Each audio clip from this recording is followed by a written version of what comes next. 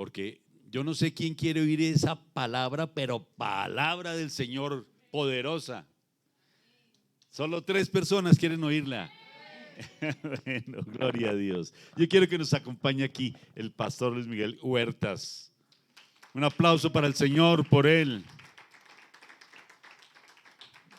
Un gran amado, lo conocemos hace unos años y realmente nos ha llenado de amor y de conocimiento del Señor y hemos aprendido tanto, tanto de él.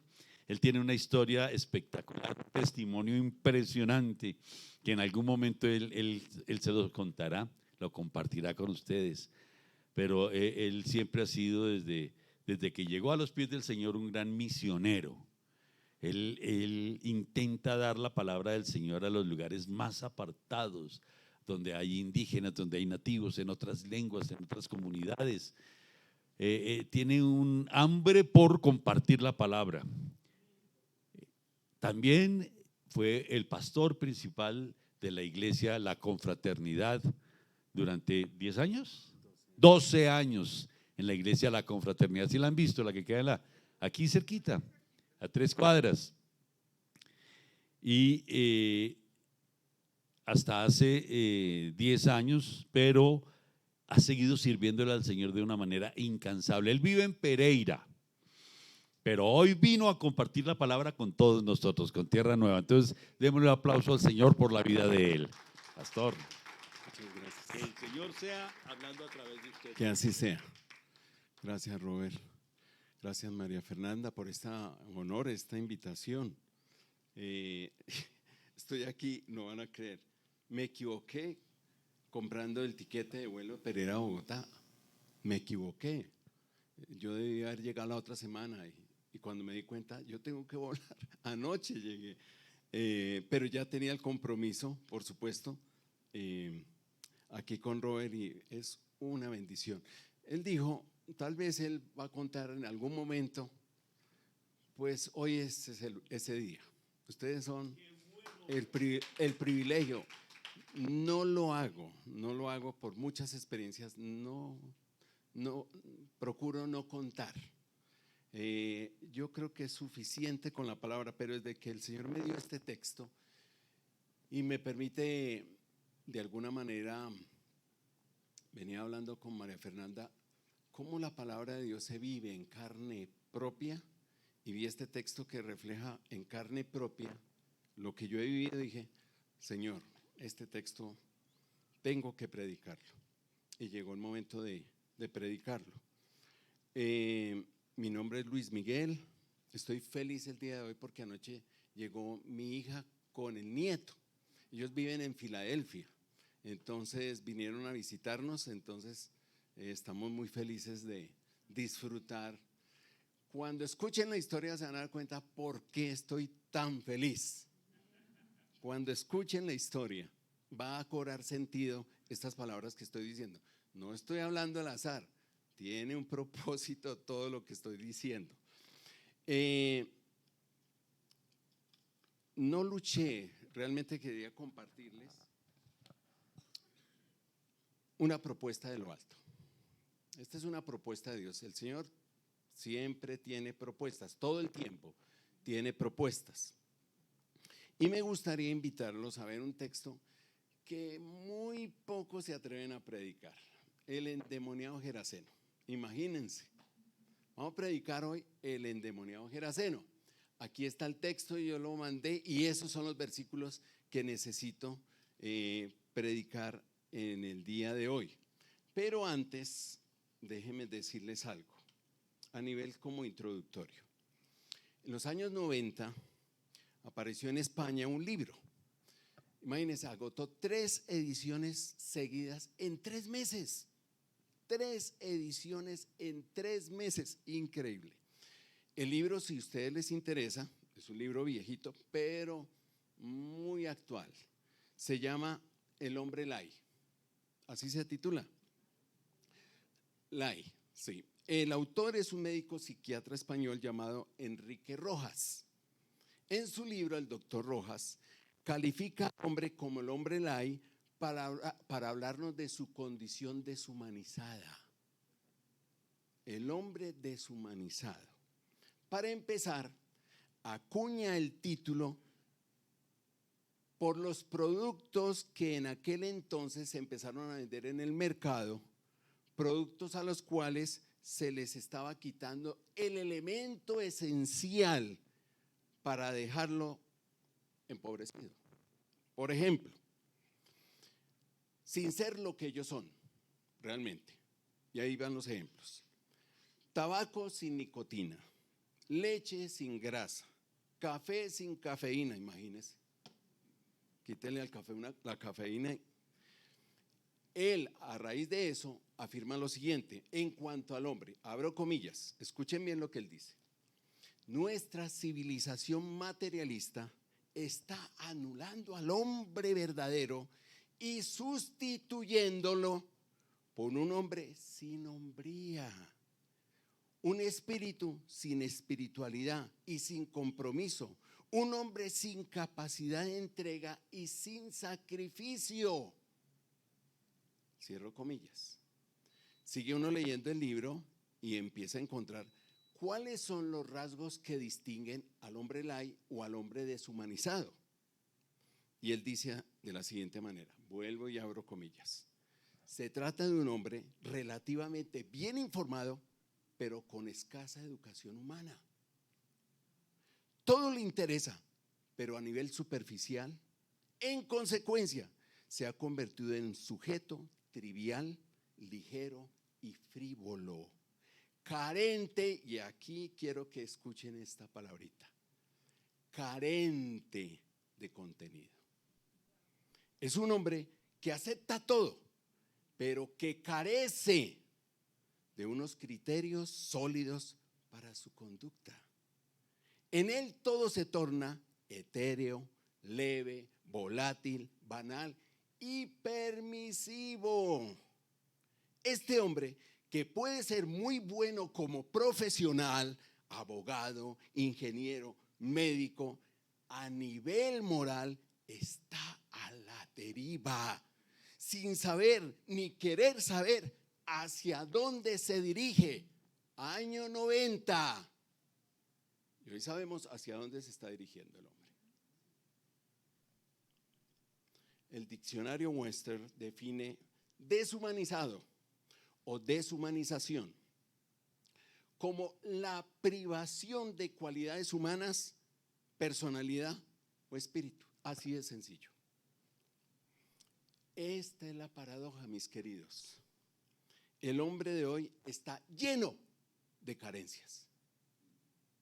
Esa es la paradoja, lleno de carencias.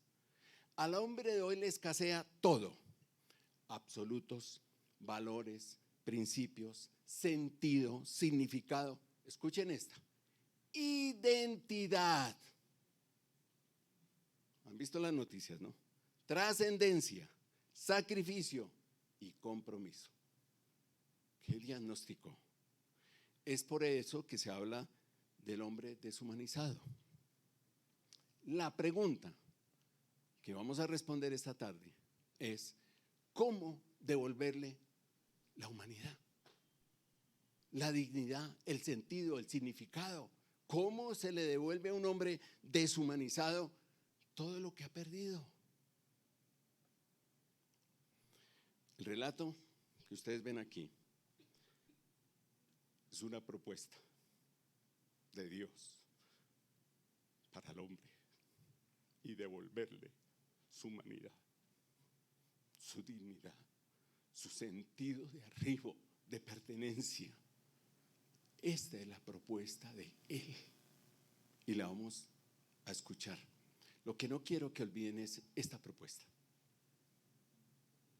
Que no olviden esta propuesta para este tiempo, para un hombre que está deshumanizado. Ustedes me van a ayudar con la parte de la lectura.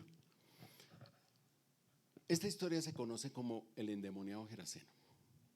Es muy famosa desde ese punto de vista. Hoy quiero que la vean desde otro punto de vista, no desde el endemoniado.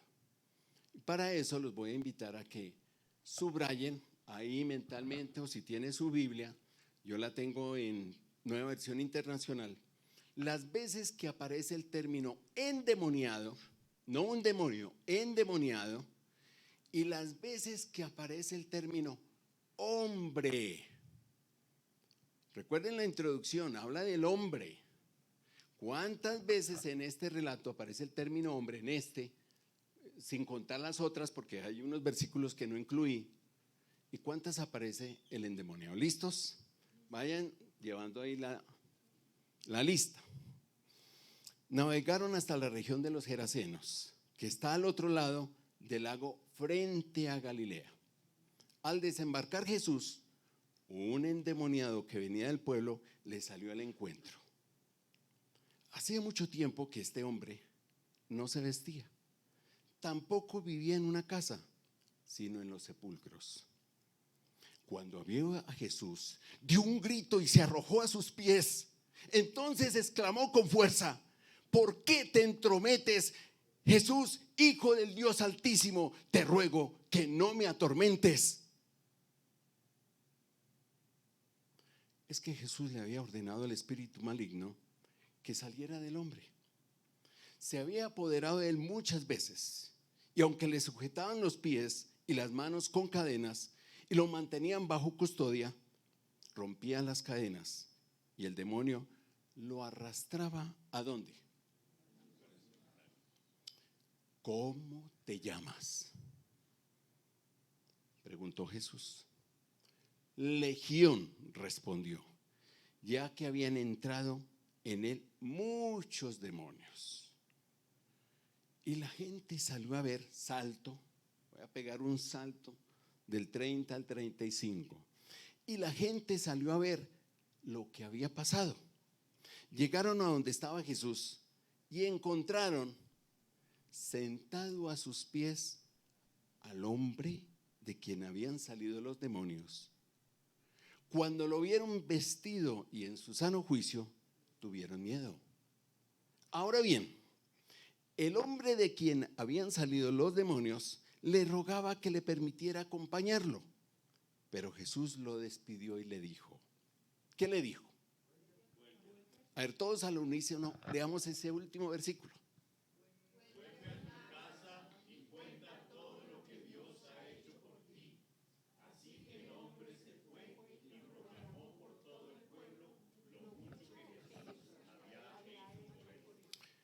Este es el versículo que me inspira a contarles lo que el Señor ha hecho por mí.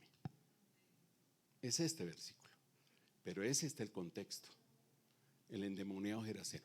¿Cuántas veces aparece endemoniado? Una, ¿cierto?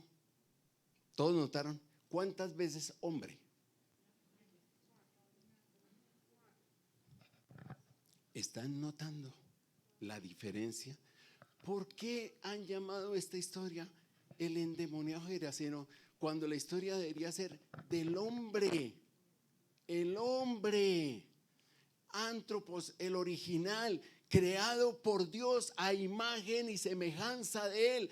El hombre, su criatura favorita, especial, su especial creación. Vean lo que está haciendo el Señor aquí, a rescatar al hombre que se había perdido, a rescatar al hombre que está completamente deshumanizado, completamente deshumanizado. Y vamos a empezar por ahí, mirando algo de estos rasgos o características de este hombre deshumanizado. Dice en primer lugar el versículo 27, un endemoniado. ¿Quién es un endemoniado? Alguien que está atrapado bajo condiciones deshumanizantes, carente de, privado de.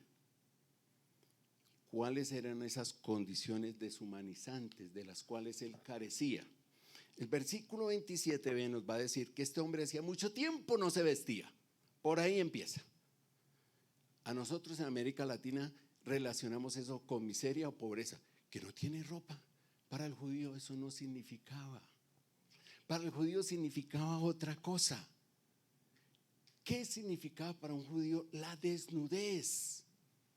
Isaías 24 nos cuenta. Escuchen lo que dice Isaías 24. Abro comillas. Así también, para vergüenza de Egipto, el rey de Asiria llevará desnudos y descalzos y con las nalgas al aire a los cautivos de Egipto y a los desterrados de Cus. Mire lo que significa desnudez, vergüenza, desnudez, vergüenza pública.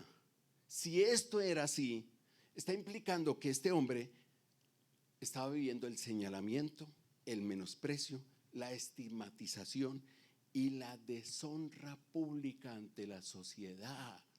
Vergüenza pública. Pero noten bien que también está relacionado con la suerte del cautivo, con la suerte del desterrado. En este sentido señala que este hombre había perdido toda esperanza de vida, toda visión de un mejor futuro. El cautivo no mandaba más en su vida, era desterrado, no podía volver a su tierra, entonces pierde visión de futuro. En otras palabras, este hombre vivía sin sentido de arribo, sin propósito en la vida y sin significado en la vida. Ese es el sentido de no se vestía. ¿De qué más carecía? Miren bien, el 27C, todo ahí pegadito. No vivía en una casa. ¿Qué significa esto para un judío? Había una expresión, espero la hayan leído sobre todo en el Antiguo Testamento, que rezaba de la siguiente manera: la casa de tu padre. Una expresión muy judía, para afirmar raíces, para reconocer a qué familia, a qué tribu o a qué nación pertenecía. De la tribu de Benjamín, judío de judíos, vean a Pablo. Eso era propio, ¿a qué familia pertenece? Entonces la expresión implicaba que a este hombre nadie lo reconocía como familiar. No tenía parientes que se preocuparan por él. Y esta es la expresión: carecía de lazos de sangre. Sin lazos de sangre. Si usted no tiene familia, no tiene lazos de sangre. Si nadie pregunta por ti. En tercer lugar, este hombre, el 29C, era arrastrado a lugares solitarios. En otras palabras, este hombre vivía segregado, separado de su familia, de sus amigos, de la sociedad, convertido en estigma, marcado como señalado, convertido en antisocial, enemigo público. Todo el mundo le tenía miedo. Carente de honra y dignidad. Imagínense, no ser incluido, no ser tenido en cuenta para nada. Vean las carencias, miren las carencias. Y aquí viene el clímax. Esto es lo que más me sorprende de este texto. Cuando Jesús le pregunta por el nombre, en primer lugar, todos los evangelistas responden que fue el demonio el que respondió y dijo legión. ¿Sí? Y ahí me podría quedar explicando el término legión. Pero tiene un peso, porque está hablando que están bajo el sometimiento romano. Está sometido. Recuerden que los romanos tenían legiones de soldados. Y ese término viene de los regimientos romanos.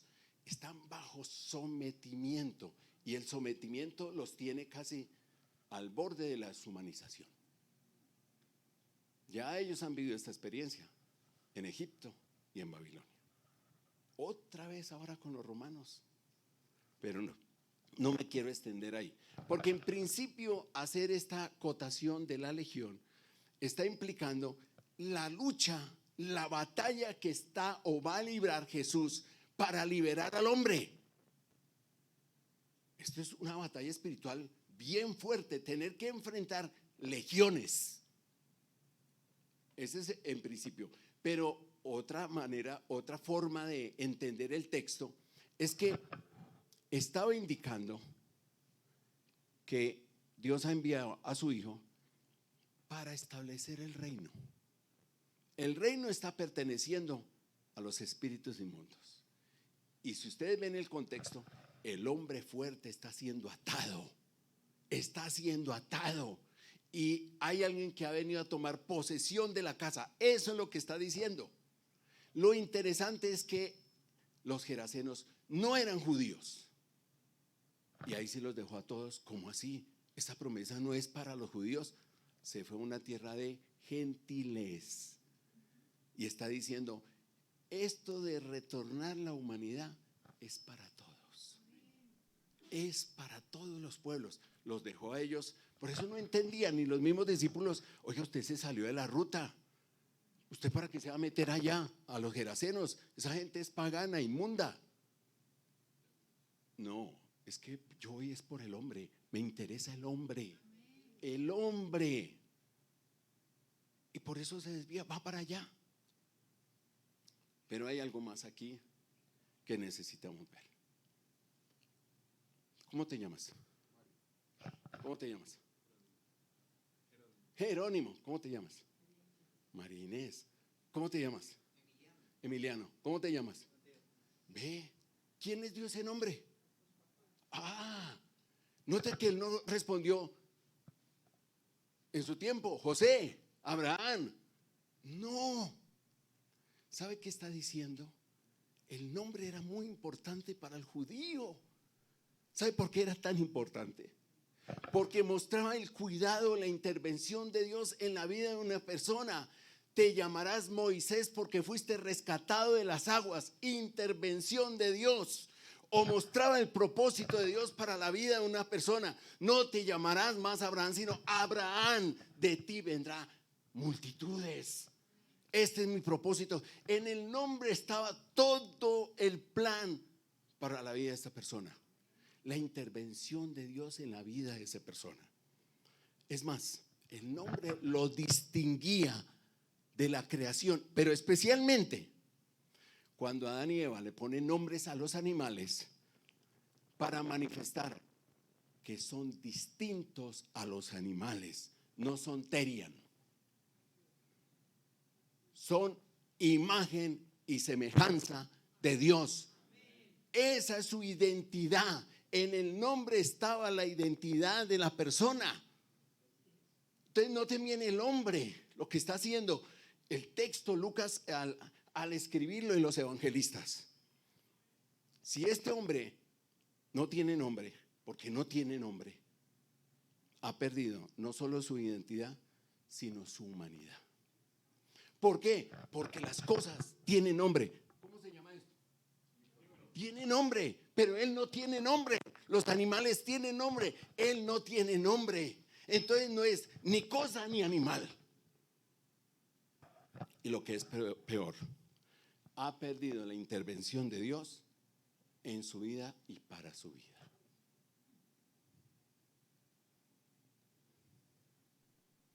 Por eso es tan importante este milagro en la tierra de los gerasenos.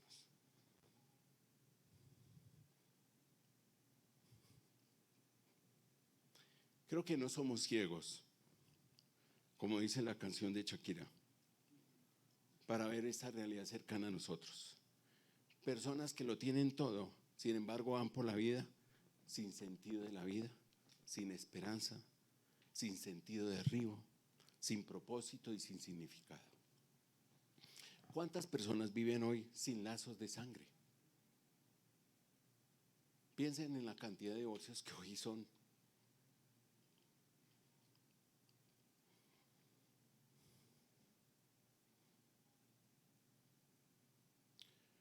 Uy, esto me tocó. Mi hija se está viniendo porque necesita ayuda a sus papás. Su esposo la abandonó. Y me toca, porque es un nieto sin papá. ¿Cuántos huérfanos, viudas, víctimas en nuestro país de la violencia? Tanto sin lazos de sangre. Sin lazos de sangre. ¿Cuántos no viven atrapados en alguna adicción quedándose segregado de su familia, marcados por la sociedad. Ya no le dicen, allá va el endemoniado. No, allá va el marihuanero, allá va el adicto, allá va el borracho, allá va quien vaya. Marcado por la sociedad. Vergüenza pública. Vergüenza pública. Frente a un cuadro como este es tan deshumanizante, ¿qué propone la sociedad? Empecemos por ahí. Miren lo que propone, versículo 29. Reprensión o represión. Atarlo con cadenas y meterlo al barrote y al cepo. Eso es lo que hacemos con personas que están deshumanizadas. Y se nos olvida que la cárcel o la ley toca el acto, pero deja al sujeto intacto, no lo cambia. La ley no cambia. No cambia. No es propuesta. La ley no cambia al ser humano. O lo mantenían bajo custodia. A ver, cada vez que alguien tiene 12 años de pastor, tenía alguien de la congregación un problema con su hijo de adicción, corran del pastor, vaya donde el consejero, vaya donde el otro, el matrimonio se vaya siempre buscando a ver quién me ayuda. Aunque los esfuerzos son loables, escuchen cómo termina la sentencia tan nefasta. Rompía las cadenas. Todos nuestros esfuerzos pueden ser muy buenos, pero no alcanzan. No son suficientes. Rompe las cadenas, no alcanza. Esa es nuestra propuesta. Se queda cortica. Pero aquí es donde aparece en este contexto la propuesta de Dios. Es una propuesta de lo alto. Las fuerzas del mal lo reconocen que es así.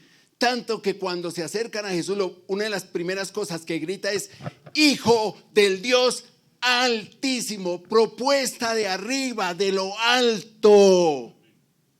En una palabra tan sencilla, el Hijo es propuesta que viene de arriba.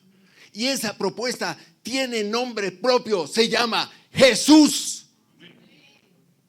El Salvador, el libertador, el que tiene el poder para poder liberar de la opresión, de fenómenos que nos perturban.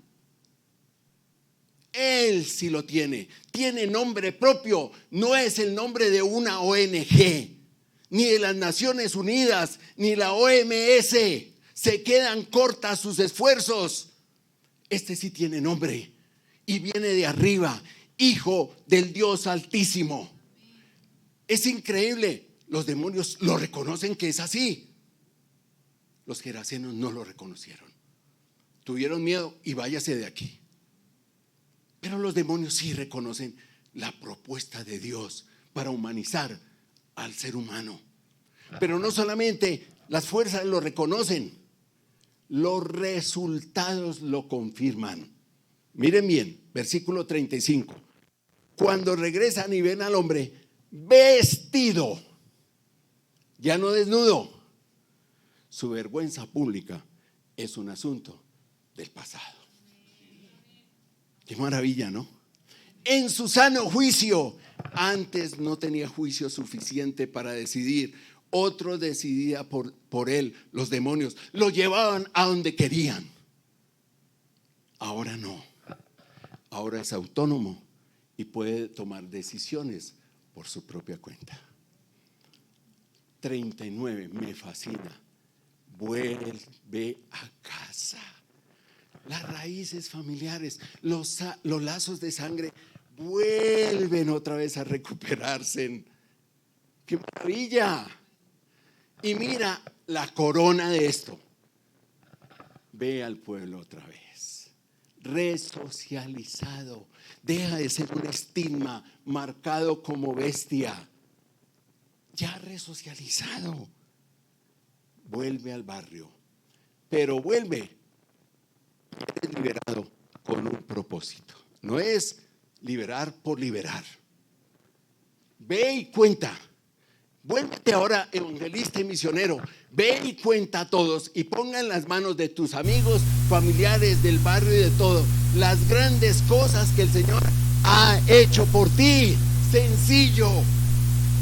Ahora le da propósito y significado a su vida. ¿Qué mejor que ese? Compartir las buenas nuevas.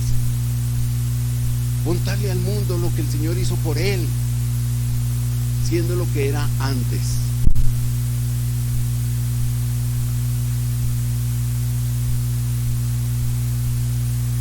Poder contar de Jesús, que tiene poder para salvar la vida, para restaurar la vida, para transformar la vida y para llenar la vida.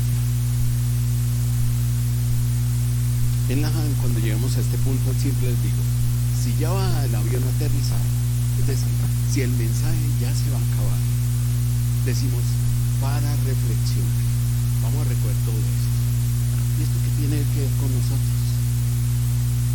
Déjenme decirles, siempre arrancamos, sí o no, mis queridos, una ilustración para ir terminando. Tengo 63 años.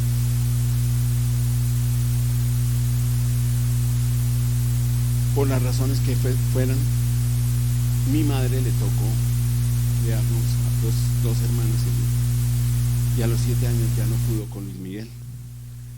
Tomó un camión, metió todas las cosas, metió a mis hermanos, me metió a mí, dio una vuelta hacia el centro. Yo no sé, yo tenía 6 añitos, no tenía ubicación donde estaba.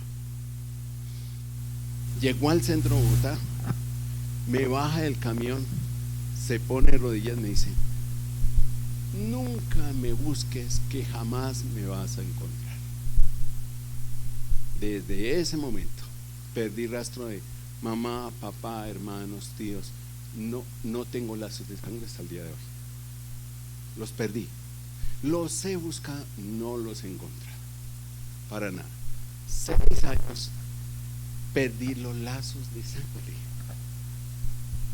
Vivir en las calles, madre mía, un niño de 6 años no se puede imaginar. Le resumo: ultrajado, golpeado, vuelto a una miseria. Desde muy pequeño los adultos abusan y abusan. Conocido como gamín, convertido en una persona estigmatizada, marcada y menospreciada.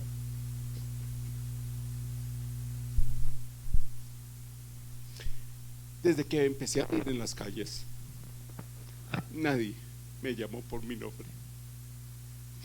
En la calle yo era el zancudo. Nadie se llama por nombre, son por apodos. Yo era el zancudo porque era muy flaco. En el orfanato, donde me abrían las puertas para ayudarme, me pidieron un nombre, no me dieron un nombre, me dieron un número. Yo era el número 32, éramos como 150 niños. A cada uno le dan un número. Yo tenía el número aquí, 32, en mi ropa, en mi camisa, en mi pantalón, en mis medias, en mis zapatos, en mi toalla.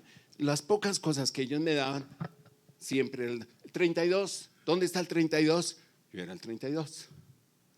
Nadie me llamaba Luis Miguel. No tenía nombre. Y así me crié.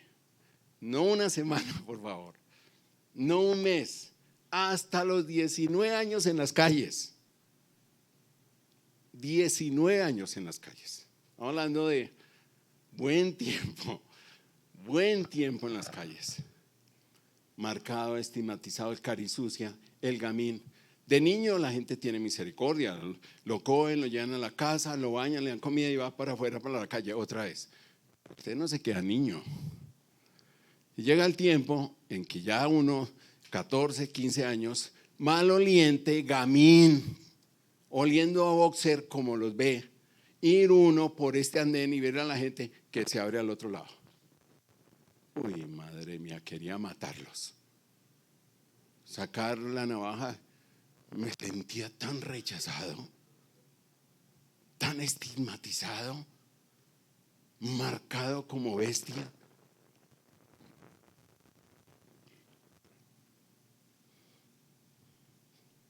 No van a creer, 19 años, 18 años, mi identidad estaba hecha una porquería. Como fui tan violentado, empecé a hacerme las preguntas más trascendentes de la vida a los 18 años. ¿Y yo quién soy? ¿Soy hombre o soy mujer? Después de tanto ultraje, perdí mi noción de quién era. ¿Por qué la gente tiene familia y yo no tengo? ¿Por qué todos tienen las y yo no tengo las? ¿Por qué ahí tienen nombre y yo no tengo nombre? ¿Yo qué hago aquí en la calle? ¿Cuál es el propósito y sentido para mi vida? Ay, si hay un Dios, es una porquería. Él ama a los ricos. A mí me dio esta vida. Comer de las canecas, vivir debajo de los puentes de la 26. A propósito, ese era mi apartamento, el puente de la 126. Están lindos porque los han arreglado muy bien. Me da envidia. Ahí viví mucho tiempo en las calles. En el año 81, todo va a cambiar.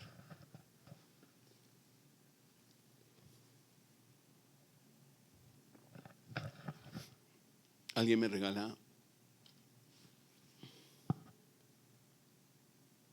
es que tengo la cifra, 20 centavos de dólar. En ese entonces eran como 220 pesos. 220 pesos. Con eso usted compraba un almuerzo. Uy, ya había tenido 3 intentos de suicidio. Yo no quería vivir. ¿Para qué? ¿Para qué? No hay razón, no hay motivo, no hay nada. Sin sentido de ¿para qué? ¿Alguien podrá fijarse en mí? ¿Para alguien soy importante? No. 3 intentos de suicidio. En uno de esos intentos de suicidio me encontraba viviendo en Fontibón, en la casa de una anciana que me abrió sus puertas, pero ella era una pitonisa. Me dijo: aquí tienes comida y techo, pero vas a aprender, vas a ser mi discípulo, te voy a enseñar las ciencias ocultas. Listo. Con tal de salir de la calle, listo. Entre más me metía en las ciencias ocultas, algo había en el corazón. Decía: no, pero esto, ¿de dónde apareció la idea de Dios? ¿Sí le agradará a Dios? Pero yo no tengo idea. Pero algo empezó el Señor allá a hacer, y me metí en las ciencias ocultas casi un año con esta señora. Lo cierto es que me tomé un veneno, un raticida, y Dios utilizó a esta pitonisa para volverme la vida.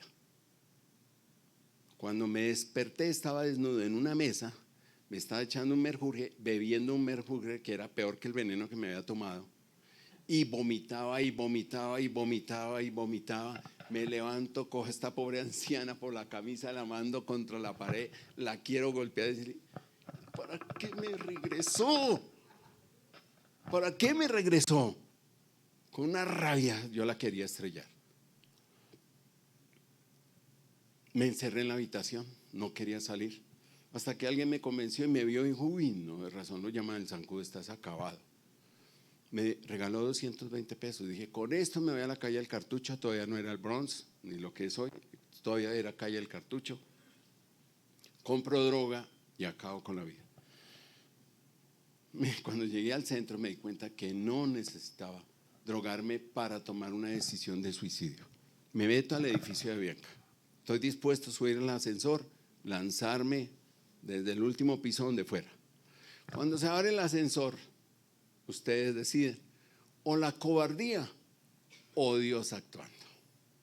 Algo con una fuerza más fuerte que la muerte me hace salir. Me voy hacia la Procuraduría, la Quinta, en dirección hacia la Jiménez, y me encuentro con una vitrina: Centro de Literatura Cristiana, y hay un librito allí que dice: Dios quiere sanar y revolucionar tu vida. Yo me quedo mirando, y es la primera conversación de un gamín con Dios. Ni les quiero decir qué dijo ese gamín, porque hablé como gamín de la calle. Lo cierto es que le dije: no te doy más tiempo de que revoluciones mi vida. si no lo hace en este mismo instante, acabo con mi vida. No hay más tiempo, por favor, estoy desesperado.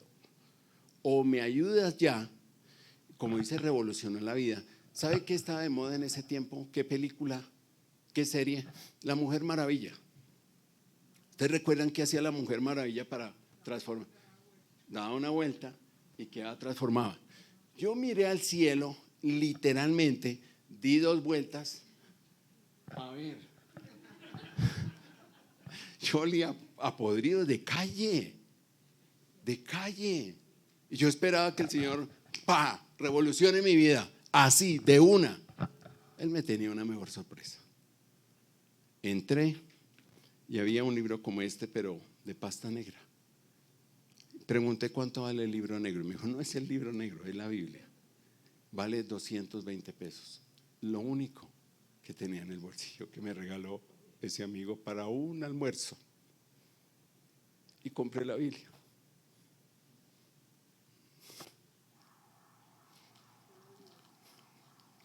Me fui para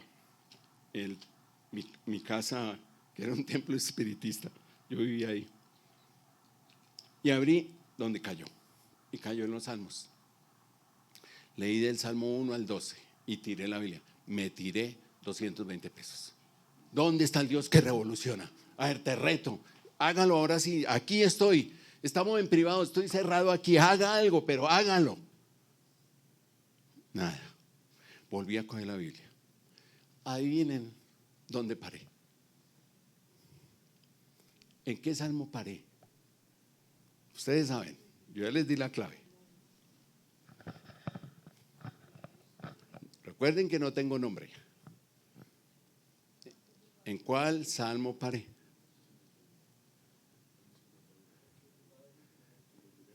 El antecito, sí, muy bien. Primero paré en el 27. Aunque tu padre y tu madre te hayan abandonado, yo te recogeré en mis brazos. No. Segundo diálogo con Dios. Espera un momento. Usted no sabe quién soy yo. Mire, yo vengo de la calle, yo soy delincuente de todo, porque yo conté lo que me hicieron y lo que yo hice. Ay, madre mía. No lo cuento. Seguí leyendo y dije, no, me recogerán tus. Yo lo único que he entendido en estos salmos es que tú eres un Dios santo y no, con el pecador nada. Y yo soy una porquería. ¿Cómo es que me vas a abrazar? Y adivinen dónde paré. Salmo 32. Mi nombre. Cuando yo vi el 30, este soy yo. Bienaventurado el varón a quien se le perdonan todas sus transgresiones. No, caí de rodillas, dije, esto es cierto. ¿De verdad me perdonas? Mientras guardé silencio en mi gemir, se iban quebrando mis huesos, pero te confesé mi pecado y tú me perdonaste y me libraste y me llenaste de cánticos de liberación.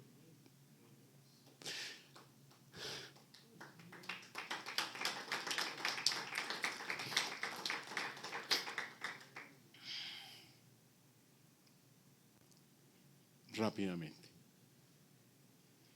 cambió mi vida.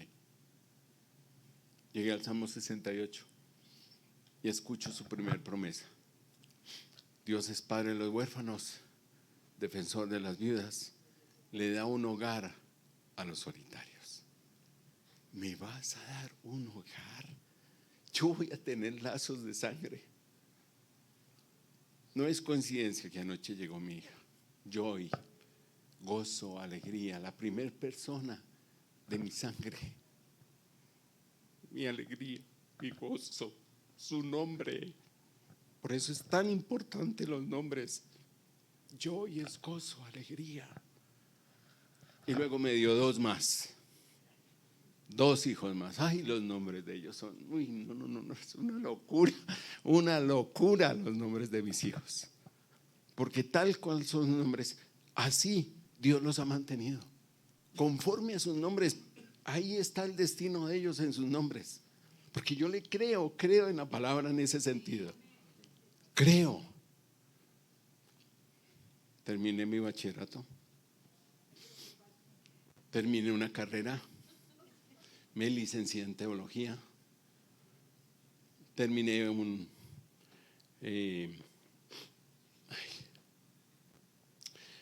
no soy licenciado, casi una maestría, un pregrado en sociolingüística. 12 años en las comunidades, 19 años yo ya estaba ministrando en las comunidades indígenas. Le entregué mi vida al Señor. Vaya y cuente. Y eso es lo que he hecho todos estos años. No hago otra cosa. Misionero, 12 años en las comunidades. Pastor de esta iglesia, 12 años. Mis ciclos con él son de 12. Ahora llevo 10 en Escuelita Lanja, preparando predicadores y expositores de la palabra. Me dio significado, me dio sentido de arribo. Yo ya me puedo ir, estoy tranquilo. Cumplió su promesa. Yo doy un hogar al solitario. Y me he dado nietos. A ver, por favor, qué mejor. Me volvió la humanidad. El Hijo del Dios Altísimo me restauró en mi humanidad. Me regresó la dignidad de imagen y semejanza a Él. A Él. Quiero terminar con lo siguiente, a nivel de aplicación. Miren el texto, cómo empieza. Este es el desafío. El término dice: navegaron hasta la región de los Gerasenos, que está al otro lado. En griego la palabra es antiperán, anti, de donde viene anticristo, anti, es decir, al lado opuesto. Los Gerasenos, aunque tenían solo 8 kilómetros a Galilea al frente, eran opuestos a lo de Galilea. Galilea monoteísta, ellos politeístas. Galilea pensando en ser puros delante de Dios, ellos eran una partida de impuros. Criaban cerdos, eso era impureza. Todo lo opuesto, todo opuesto. Y aunque el Hijo del Dios Altísimo fue allá y los visitó, siguieron viviendo opuestos. No lo aceptaron. Opuestos. Este es el desafío. Tú quieres vivir opuesto, al otro lado, de verdad al otro lado. ¿O quieres vivir allí donde Jesús establece su reino y nos invita a participar de su reino para ser liberados, como cantamos, de las cadenas y que seamos llamados por nuestro nombre, que se nos quite la vergüenza pública? Recuerden, Él nos da un nombre.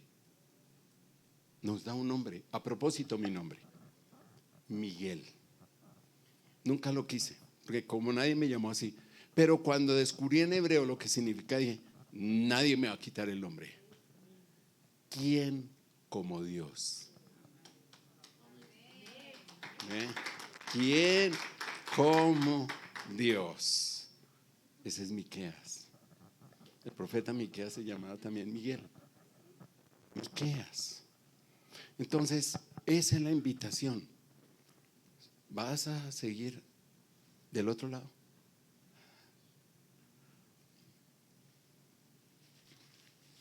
¿O aceptar la invitación, la propuesta de Dios, su Hijo,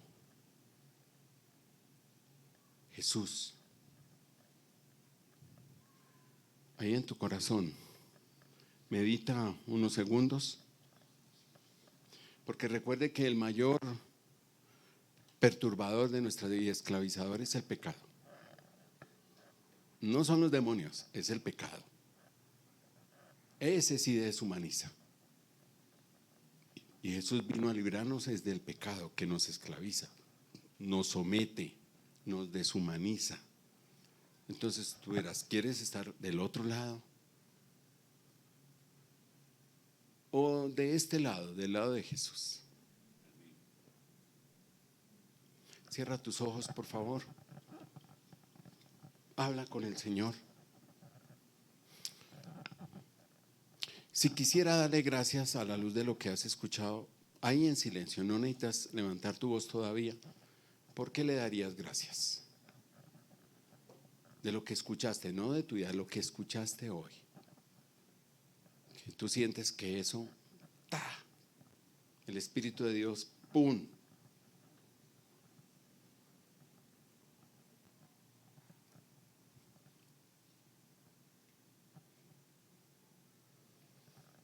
¿Con qué situación de pronto estás viviendo?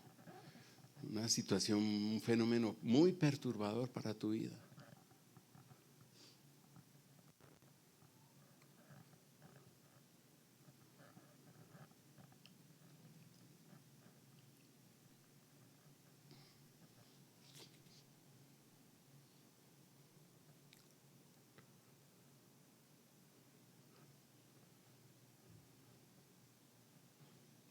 Seguramente el Señor está hablando de una necesidad tuya, propia, particular.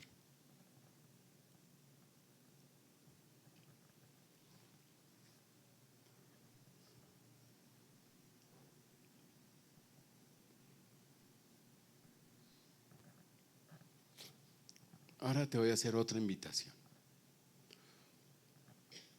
En una sola palabra, no dos palabras. Escuchen bien la instrucción. Una sola palabrita. ¿Qué te llevas el día de hoy en una sola palabra? Le vas a decir, Señor, te doy gracias porque hoy me llevo. Te llevas una palabra, no dos. Una de lo que acabas de escuchar. ¿Cuál sería? Ahora sí, Señor, te doy gracias porque me llevo. ¿Cuál sería? Única palabra. Duro, fuerte, para ministrarnos los unos a los otros. Señor, te doy gracias porque hoy me llevo tu misericordia. Misericordia. Te doy gracias porque me llevo tu adopción. Adopción. Ay, qué maravilla. Libertad. Duro, levante su voz, tranquilo, miren, para que mantengamos el orden. Te doy gracias porque hoy me llevo. Regeneración. Señor, te doy gracias porque sé que eres un Padre amoroso. Padre. Amor. Una sola palabra. Increíble. ¿Quién más? Por aquí. Si hay alguien por acá. Identidad. Identidad, qué bonito. Transformación. Perdón, qué maravilla. Fortaleza. Rescate. Excelente. Redención. Excelente. Propósito. Mira, esas palabras no se las puso el Señor en tu boca al azar. Escríbala, porque con esa palabra el Señor va a seguir trabajando en tu vida. Esa palabrita es vital para ti. ¿Sí? No es por el ejercicio. De verdad, tome en serio la palabra. Esa es la palabrita que el Señor quiere que guarde en tu corazón y que no olvides. Pero les pido el favor en esta tarde que nunca olviden la propuesta de lo alto. No la olviden, la propuesta de lo alto. Que Dios los bendiga a todos ricamente. Gracias, Señor.